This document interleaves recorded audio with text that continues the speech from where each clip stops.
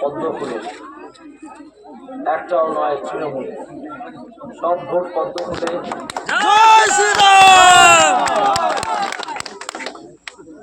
এই তৃণমূল আমাদের পশ্চিমবঙ্গকে লুট করে ছেড়ে দিয়েছে।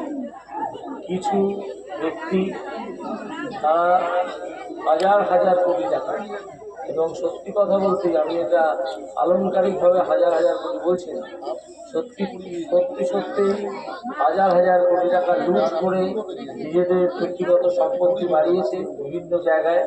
আপনারা জানেন, তারা অনেকে ধরাও পড়েছে, অনেকে ধরা পড়েনি, এখনো বড় বড় সংলাপ দিয়ে যাচ্ছে।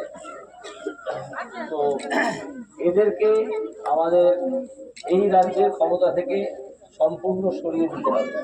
সেই সরিয়ে দেওয়ার সময় আসবে 2026-এ, কিন্তু তার আগে আজকে এই যে লোকসভার ভোট, সেই ভোটে তার একটা প্রথম রাউন্ড, ফার্স্ট রাউন্ড হয়ে যাবে। সেইখানে আমি প্রত্যাশা করি আপনারা সকলে পদ্ম ফুলে ছাপ দিয়ে এই সিটটা শুভেন্দু অধিকারীর থ্রু দিয়ে নরেন্দ্র মোদী সাহেবকে এবং আমাদের একে অমিত শাহ সাহেবকে উপহার দেবেন। কারণ এবারে বিজেপি ডাক দিয়েছে আপকি পার 400 পার করাতে হলে শুধু এই সিট নয়, এই সিট তো বটেই, এবং আরও অন্যান্য অনেক সিট, সেইগুলোকেও আমাদের জিততে হবে। এটাও মাথায় রাখবেন। আপনাদের পরিচিত বন্ধু বান্ধব আত্মীয় স্বজন যে যেখানে আছেন তাদের সকলকে বলবেন দয়া করে যে সব ভোট পদ্ম ফুলে, একটাও নয় তৃণমূলে।